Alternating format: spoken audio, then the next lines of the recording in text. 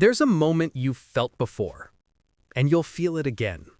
That moment when someone says something so bold, so unnecessary, so painfully out of pocket that your brain just freezes. Everything goes quiet. It's like the universe hits pause and whispers, "Did they really just say that? With a straight face?" You stand there blinking, trying to reboot your system, while your mind is already writing comebacks at a speed you wish existed 5 minutes earlier. And this is where most people get it wrong. They think confidence means volume. They think strength means punching back harder. They think dignity means matching disrespect with more disrespect. No. Real power sits quietly. Real power listens first. Real power responds with precision, not panic. Today, we're entering the psychology of calm dominance. 5 responses, so strategic, so emotionally intelligent, so quietly lethal, that they don't just silence people, they expose them. Not by yelling, not by arguing, but by letting them hear their own behavior echo back at them. This isn't about being rude. It's about reclaiming your peace with the kind of composure people never see coming. Let's begin. 1. The insecure insulter reversal. When someone throws an unnecessary jab, just to feel superior, there's a type of person who launches insults like a fisherman casting a net. Not because they dislike you, but because they desperately need someone to absorb their insecurity. So when someone fires a random verbal shot at you, here's your line. Are you okay? Slow, neutral, pure psychological judo. Why does this work? Because the moment you ask that question, the entire frame shifts. They wanted you defensive. They wanted you reactive. They wanted your emotion to validate their attack. Instead, you turn the spotlight on them. Suddenly, they're the agitated one, the unbalanced one, the one who seems like they woke up, chose chaos, and aimed it at the nearest target. People who insult per sport do it because they want control. But once you analyze them instead of absorbing them, they lose it. That's why this line hits harder than anything loud ever could. 2. The volume tyrant shutdown. When someone raises their voice thinking loudness equals correctness, you've met this character. They don't escalate arguments. They escalate decibels. To them, volume is victory. If they say it louder, they believe it sounds more true. But here's the psychology most people never learn. People yell when they don't have the words to argue with intelligence. And your response is simple. Relax. I'm not your problem. This line is devastating because it's true. Most people who shout aren't angry at you. They're carrying unresolved frustration from somewhere else. Another conversation, another failure, another insecurity. You're just the newest wall they bounced it against. By saying this calmly, without flinching, you force them to face the truth. They brought the storm. You just happen to be standing nearby. This doesn't just quiet them. It recenters you as the stable adult in the room, which is something they can't argue with. 3. The guilt tripper expose. When someone tries to play the victim to manipulate you. There's a specific kind of person who uses guilt like a tool. They turn kindness into leverage. They twist your empathy into obedience. They say things like, "Wow, so you won't help me? I thought we were close." They want you uncomfortable. They want you apologizing. They want you dancing to their emotional script. But their power only works when it's invisible. So you say, "You're trying to manipulate me, and it's not working." This line doesn't just shut the behavior down. It names it. And manipulators hate being named. The moment you expose the tactic, they lose their entire playbook. They glitch. They backtrack. They start acting like they have no idea what you're talking about. Manipulate? Me? Never. They know the game is over. This gives you something far more valuable than a comeback. It gives you your autonomy back. 4. The ego-driven discreditor flip. When someone tries to talk over you to make you seem small. Some people wake up with one mission. Make someone feel dumb today. Maybe it makes their ego feel taller. Maybe it distracts them from their own failures. Maybe they're just bored. But when someone talks over you with that "I know better than you" energy, your response is this: you're not listening. And that's okay. Just don't expect me to repeat myself. This is elegance disguised as softness. It says, I'm calm. I'm not competing with your ego. And I'm not here to perform for your validation. But most importantly, it puts the burden back on them.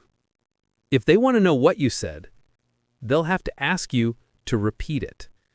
Congratulations, you now own the conversation.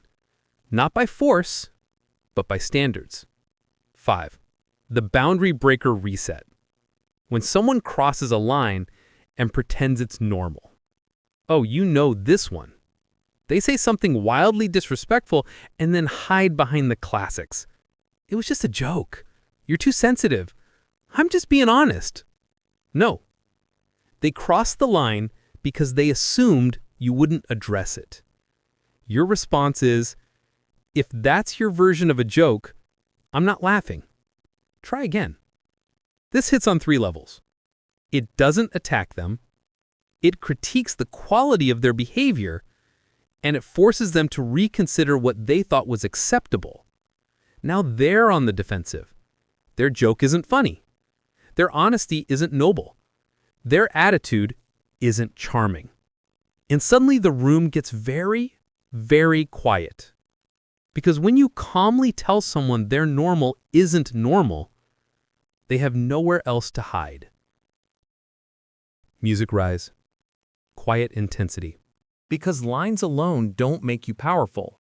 It's the psychology underneath, the calm, the discipline, the inner architecture that makes those lines land like precision weapons. We're not just talking about responses anymore. We're talking about who you become when you master them. Let's go. The silence that breaks people before you speak. Silence is uncomfortable for the insecure. Stillness threatens the chaotic. Calmness frustrates the confrontational. This is the first psychological principle. 1. People fear what they cannot emotionally shake. Most people aren't looking for a conversation. They're looking for an emotional reaction to feed on. They want you angry, flustered, defensive, loud. Because loudness means they got inside your mind. Calmness means they didn't even enter the building. That's why every line from part 1 works, not because it's clever, but because it's delivered from a place of emotional immunity. When you stay calm, the other person is forced to sit with their own noise, their own insecurity, their own behavior, without you participating in it. And that's what breaks them. The neuroscience behind controlled responses. Your brain has 2 primary modes in conflict situations. The emotional engine, fast, reactive, explosive. The executive center, slow, logical, strategic. Most people live entirely in the emotional engine. They react before they think. They speak before they evaluate. They lose control because they never learned to pause. But you are training something different. 2. The micro pause. The half-second silence from you that feels like 5 hours to them. The pause that tells your brain, switch from reaction mode to command mode. In that micro moment, your heartbeat slows, your logic activates, your tone stabilizes. You're not avoiding conflict.